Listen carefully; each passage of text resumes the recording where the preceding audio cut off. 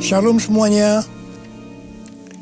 Pada saat COVID-19 menjadi pandemi, kita harus bersiap-siap untuk memasuki krisis ekonomi. Krisis ekonomi dapat memicu krisis sosial. Sekarang kita mulai memasuki krisis ekonomi secara global, termasuk di Indonesia. Kita harus banyak berdoa agar krisis ini tidak berlarut-larut sehingga menimbulkan krisis sosial. Pada tanggal 17 April 2020, SMRC, yaitu Saiful Mujani Research and Consulting, merilis survei yang dia dapatkan. Survei menunjukkan bahwa 67% rakyat Indonesia mengatakan kondisi ekonominya semakin memburuk sejak pandemi COVID-19. Sebanyak 24% mengatakan kondisi ekonominya tidak mengalami perubahan. Dan hanya 5% mengatakan kondisi ekonominya lebih baik. Mayoritas masyarakat Indonesia, yaitu sekitar 77%, menganggap COVID-19 mengancam pemasukan atau penghasilan mereka. Survei juga menyebutkan bahwa sekitar 25% warga atau 50 juta warga dewasa sudah tidak bisa memenuhi kebutuhan pokok tanpa pinjaman. 15% warga mengatakan bahwa tabungan mereka hanya cukup untuk beberapa minggu. Sedang 15% lainnya warga mengatakan bahwa tabungan yang dimiliki hanya cukup untuk 1 minggu. Melalui hasil survei ini, kita bisa melihat bahwa kondisi ekonomi rakyat Indonesia dalam keadaan tidak baik.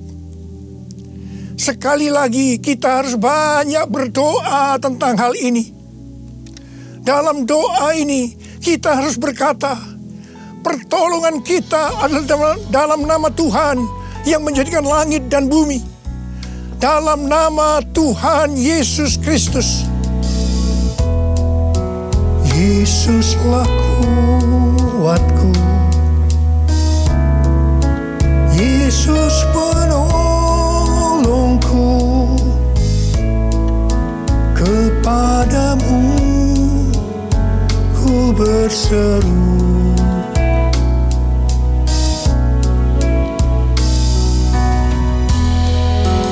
Yesus perisaiku, ku serahkan hidupku. Yesuslah segalanya bagiku. Yesuslah segalanya bagiku.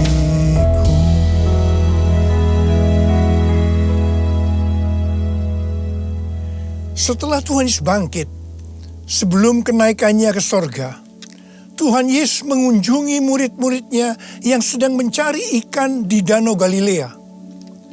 7 murid Tuhan Yesus, termasuk Petrus, Yohanes, dan Yakobus, sedang berkumpul dalam keadaan tergoncang akibat kematian Tuhan Yesus. Mereka dalam keadaan ketakutan. Secara ekonomi, mereka juga tergoncang karena biasanya mereka selalu bersama-sama dengan Tuhan Yesus. Mereka kembali ke Galilea dan mencari ikan untuk kehidupan mereka. Pada saat itu, mereka sepakat untuk mencari ikan. Alkitab mengatakan bahwa semalam-malaman mereka mencari ikan, tetapi mereka tidak mendapatkannya. Mereka tambah frustasi. Tiba-tiba dari darat ada suara yang berkata, "Hai anak-anak, adakah engkau mempunyai lauk pauk?" Dengan kesal mereka menjawab, "Tidak ada." Mereka semua tidak tahu kalau yang bertanya itu adalah Tuhan Yesus. Tuhan Yesus melanjutkan dengan berkata, "Kalau begitu, tebarkan jalamu di sebelah kanan perahu, maka engkau akan mendapat ikan." Perintah ini sebenarnya tidak masuk akal karena alasan pertama, hari sudah siang. Mencari ikan di Danau Galilea harus malam hari. Alasan yang kedua, jarak perahu dengan pantai hanya sekitar 200 hasta, yaitu sekitar 90 meter. Jadi tempat itu adalah tempat yang relatif dangkal. Padahal biasanya ikan ada di tempat yang relatif dalam. Tetapi mereka taat kepada suara itu. Meskipun mereka tidak tahu bahwa itu adalah suara Tuhan Yesus. Setelah mereka melemparkan jala di sebelah kanan perahu, apa yang terjadi? Mereka mendapatkan 153 ekor ikan besar-besar. Baru setelah itu mereka sadar bahwa yang menyuruh mereka adalah Tuhan Yesus. Pertanyaannya, mengapa mereka tetap taat meskipun mereka tidak tahu bahwa itu Tuhan Yesus? Jawabannya adalah karena mereka hidupnya intim dengan Tuhan Yesus. Pada masa kesesakan, biasanya tidak gampang untuk mendengarkan suara Tuhan. Tetapi orang yang hidupnya intim dengan Tuhan, mereka tetap bisa membedakan bahwa ini suara Tuhan, meskipun samar-samar. Suara ini adalah suara yang sering dia dengar, yang memberi tuntunan, memberitahu apa yang harus dilakukan. Pada saat kita memasuki krisis ekonomi sebagai dampak dari pandemi COVID-19, kita perlu mendengar suara Tuhan. Saya ulangi sekali lagi. Pada saat kita memasuki krisis ekonomi sebagai dampak dari pandemi COVID-19, kita perlu peka mendengar suara Tuhan. Garis bawahi ini. Ada 3 macam suara. Yang pertama, suara Tuhan. Yang kedua, suara hati kita.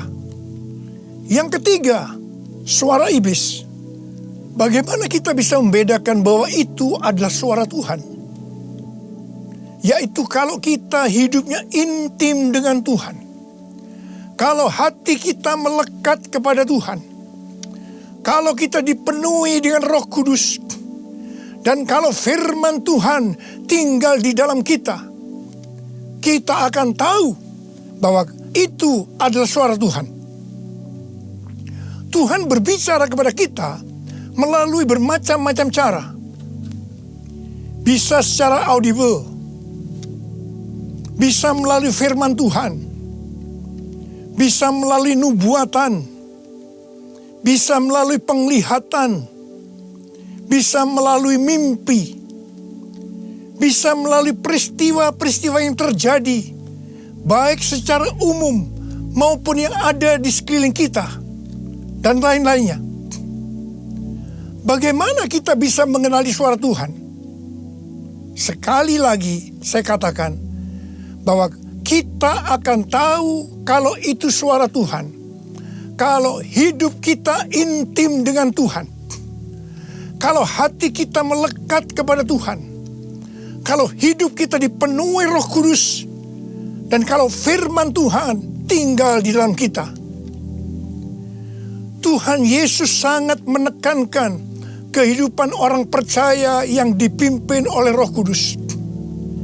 Ini merupakan kunci kemenangan dalam kehidupan orang percaya. Sebelum Tuhan Yesus naik ke sorga, Dia memberikan pesan terakhir kepada murid-muridnya dalam Kisah Para Rasul 1 ayat 8. Tetapi kamu akan menerima kuasa kalau Roh Kudus turun ke atas kamu. Dan kamu akan menjadi saksiku di Yerusalem dan di seluruh Yudea dan Samaria dan sampai ke ujung bumi. Setelah Roh Kudus dicurahkan mereka dipenuhi Roh Kudus. Dan dimulailah kehidupan yang dipimpin oleh Roh Kudus. Roh Kudus akan memberikan kepada kita perkataan untuk diucapkan dan kemampuan untuk melakukannya. Roh Kudus bukan hanya memimpin dalam kehidupan pribadi orang percaya, tetapi juga memimpin gerejanya. Dalam kehidupan bergereja, Tuhan menuntun melalui pemimpin rohani, yaitu gembala jemaat. Kepada para pemimpin jemaat, Roh Kudus menuntun untuk melakukan pekerjaan pelayanan dan melakukan amanat agung Tuhan Yesus. Sehingga gembala jemaat atau pemimpin rohani akan berkata, Tuhan berbicara kepada saya. Tuhan memerintahkan kepada saya. Hal yang seperti inilah yang saya lakukan selama 32 tahun dalam pelayanan saya. Setiap bulan Tuhan memberikan tuntunan. Dan kebanyakan tuntunan yang Tuhan berikan kepada saya, pada mulanya saya tidak mengerti. Tetapi saya percaya. Karena saya percaya, saya perkatakan tuntunan itu. Saya melakukan seperti apa yang Rasul Paulus lakukan. Karena aku percaya, maka aku berkata-kata. Kebanyakan juga tuntunan Tuhan sepertinya tidak masuk akal. Tidak bisa dimengerti. Seperti perintah Tuhan Yesus kepada murid-muridnya untuk mendapatkan ikan tadi. Tetapi yang saya lakukan, meskipun tidak masuk akal, meskipun tidak mengerti, saya tetap melakukannya. Begitu saya melakukannya, pengertian itu dibuka. Tema yang Tuhan berikan untuk tahun 2020 adalah tahun dimensi yang baru. Pada awal tahun, dengan tuntunan Tuhan, saya berkata bahwa tahun ini untuk mencari nafkah tidak bisa dengan cara yang seperti biasanya, tetapi harus dengan cara Tuhan. Tuhan banyak memberikan ayat-ayat untuk menuntun kita mengenai hal itu.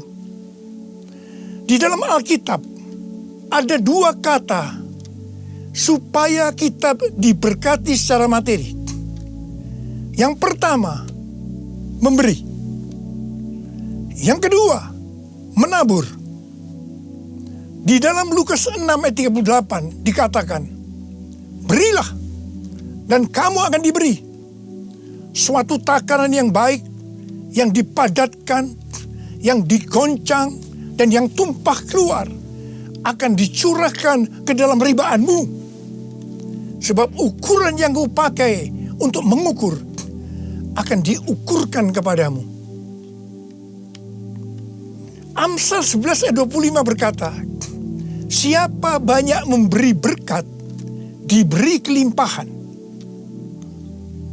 Dan Amsal 19 ayat 17 berkata, siapa menaruh belas kasihan kepada orang yang lemah, memiutangi Tuhan yang akan membalas perbuatannya itu.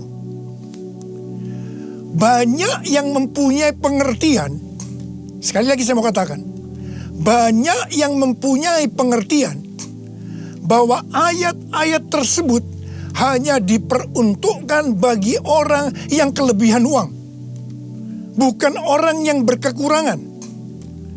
Tetapi saya mau katakan bahwa ayat-ayat ini bukan hanya untuk orang yang kelebihan uang, tetapi juga orang yang kekurangan uang. Garis bawahi.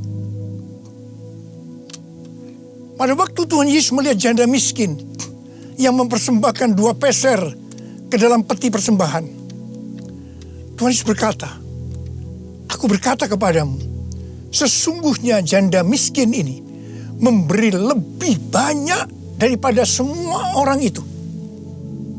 Sebab mereka semua memberi persembahannya dari kelimpahannya. Tetapi janda ini memberi dari kekurangannya. Bahkan ia memberi seluruh nafkahnya. Saya percaya bahwa Tuhan Yesus akan memberkati janda miskin ini berlimpah, limpah, limpah. Amin. Pada waktu Tuhan menyuruh Elia datang kepada janda Sarfat untuk menghidupi Elia pada masa kekeringan, janda Sarfat ini hanya memiliki tepung dan minyak untuk membuat roti yang terakhir baginya dan anaknya. Tetapi justru Elia berkata, dan saya percaya ini dari Tuhan, bahwa jika janda Sarfat itu memberikan sebagian roti itu kepadanya, maka minyak dan tepung tidak akan berkurang sampai berakhirnya masa kekeringan. Saya percaya itu tidak mudah bagi janda Sarfat untuk melakukannya. Tetapi yang jelas, janda Sarfat ini percaya apa yang dikatakan oleh Elia. Dan ketika dia bertindak, terjadilah seperti yang dikatakan oleh Elia, bahwa tepung dan minyak tidak berkurang sampai masa kekeringan itu selesai. Hal yang seperti inilah yang pernah saya alami. Saya menjadi seorang hamba Tuhan karena saya dipaksa oleh Tuhan. Karena saya berkali-kali mendapatkan panggilan itu, tetapi saya menolaknya. Supaya saya mau menjadi hamba Tuhan sepenuh waktu, Tuhan membuat saya menjadi bangkrut dan ditambah hutang. Saya juga pernah mengalami kondisi di mana saya bingung, besok mau makan apa ya? Mungkin hal seperti ini yang sedang banyak dialami oleh orang-orang dalam krisis ekonomi saat ini. Saya ingat pada waktu saya diizinkan Tuhan mulai bisa menabung. Pada suatu hari, Pak Rahim, seorang pendoa syafaat yang sekarang sudah bersama Bapa di sorga, datang ke rumah saya. Ketika saya berbincang-bincang dengan Pak Rahim, istri saya, Ibu Hermin, memanggil saya untuk masuk menemuinya. Saya masuk, dan dengan gemetar Ibu Hermin berkata bahwa dia mendapatkan penglihatan. Ini untuk pertama kali dalam hidupnya. Apa yang dia lihat? Dia melihat sebuah angka di pintu lemari sebesar 30.000. Dan Tuhan berkata kepada Ibu Hermin bahwa dia disuruh untuk memberikan uang sebesar 30.000 kepada Pak Rahim. Saya berkata, kalau Tuhan yang suruh, ya berikan aja. Ibu Hermin menjawab, berikan gimana? Itu seluruh uang yang ada pada kita. Itu semuanya yang kita punya. Saya sempat tertegun. Kemudian kita berdua menangis di hadapan Tuhan. Dan kita berkata, Tuhan, kami akan taat Tuhan. Kami akan berikan uang ini kepada Pak Rahim.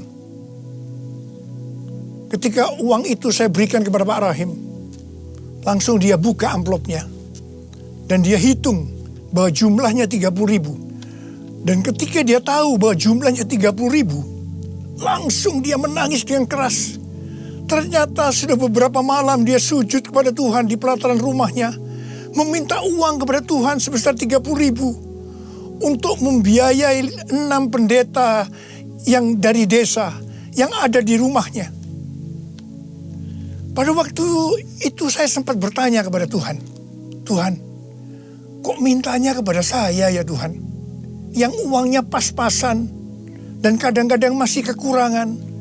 Kenapa tidak minta kepada yang kaya? Tuhan hanya mengingatkan saya kisah tentang janda Sarfat tadi. Saya percaya saya ada sebagaimana saya ada saat ini. Salah satunya karena saya melakukan itu. Mari, hari-hari ini kita akan bersatu melawan COVID-19 dan menabur untuk saudara-saudara kita yang terkena dampak. Karena itu, mari saudara-saudara yang sekarang mengalami dampak yang buruk dalam ekonomi akibat pandemi COVID-19 ini. Sekali lagi saya mau katakan kepada saudara, seperti yang tertulis dalam Amsal 10 ayat 22. Berkat Tuhanlah yang menjadikan kaya. Susah payah tidak akan menambahinya. Kalau saudara hidup sesuai dengan firman Tuhan, maka saudara pasti akan diberkati oleh Tuhan berlimpah, limpah, limpah. Tuhan Yesus berkata, jangan kamu khawatir. Jangan kamu khawatir. Jangan kamu khawatir. Apa yang akan kamu makan? Apa yang akan kamu minum? Apa yang akan kamu pakai? Semua itu dicari oleh bangsa-bangsa yang tidak mengenal Allah. Akan tetapi Bapamu yang di sorga tahu bahwa kamu memerlukan semuanya itu. Tetapi carilah dahulu kerajaan Allah dan kebenarannya. Maka semuanya itu akan ditambahkan kepadamu. Sebab itu janganlah kamu khawatir akan hari esok. Karena hari esok mempunyai kesusahannya sendiri. Kesusahan sehari cukuplah untuk sehari. Seperti yang Tuhan katakan kepada saya untuk menghardik COVID-19 dengan segala dampaknya. Mari, saya akan ajak saudara sekarang untuk menghardik COVID-19 dan krisis ekonomi. Dalam nama Tuhan Yesus. Di dalam nama Tuhan Yesus. COVID-19, krisis ekonomi, diam, tenanglah. Kita sedang berada dalam peperangan rohani yang dahsyat melawan iblis. Dengan melakukan itu, kita mendeklarasikan kemenangan. Puji Tuhan, sejak tanggal 16 April 2020 di Indonesia, angka kesembuhan pasien COVID-19 mulai melebihi dari angka kematian. Semakin hari, perbedaan angka kesembuhan dengan angka kematian semakin besar. Saya percaya ini merupakan penghiburan dan pengharapan bagi kita semua. Tuhan Yesus baik. Tuhan Yesus baik. Saya mengajak saudara untuk masuk dalam puasa dari tanggal 10 April sampai dengan 28 Mei 2020. Saya mengajak saudara untuk menatap ke depan dengan berkata seperti yang terdapat dalam Roma 8 ayat 28. Aku tahu sekarang bahwa Allah turut bekerja dalam segala sesuatu, baik enak maupun tidak enak, untuk mendatangkan kebaikan bagi aku yang mengasihi Dia. Aku percaya melalui semua peristiwa ini, aku akan makin serupa dengan gambar Yesus, yang berarti aku menjadi murid Tuhan Yesus. Ingat, goal kita sebagai orang Kristen adalah untuk menjadi serupa dengan gambar Yesus, yang artinya menjadi murid Tuhan Yesus. Tugas yang Tuhan berikan kepada kita adalah untuk melakukan amanat agung Tuhan Yesus, yaitu pergi memberi keterangan Injil dan menjadikan semua bangsa itu menjadi murid Tuhan Yesus. Pentakosta ketiga yang merupakan pencurahan Roh Kudus yang luar biasa di zaman now akan memberikan kepada kita kuasa untuk menyelesaikan amanat agung Tuhan Yesus. Mari saya mau berdoa buat saudara. Angkat tangan saudara. Bapa, kami hanya melihat hari-hari ini krisis ekonomi sudah melanda seluruh dunia termasuk di Indonesia. Mungkin ada banyak anak-anak-Mu yang kena dampak ini Tuhan. Tapi hari ini Tuhan, Engkau memberikan kami kunci supaya kami keluar dari masalah ini.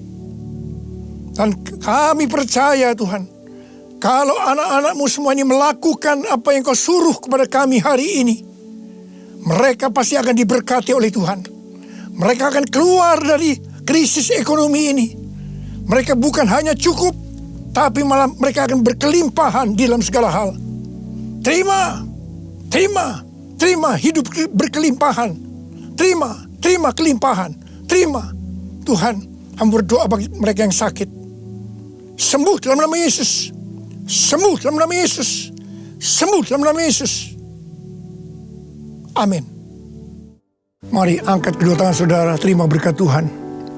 Kasih karunia yang berlimpah-limpah daripada Allah Bapa di dalam anak yang tunggal Yesus Kristus. Persekutuan yang manis dengan Roh Kudus menyertai saudara sekalian mulai hari ini sampai Tuhan Yesus datang menjemput kita di awan-awan dan bahkan sampai selama-lamanya. Yang percaya bersama-sama katakan amin.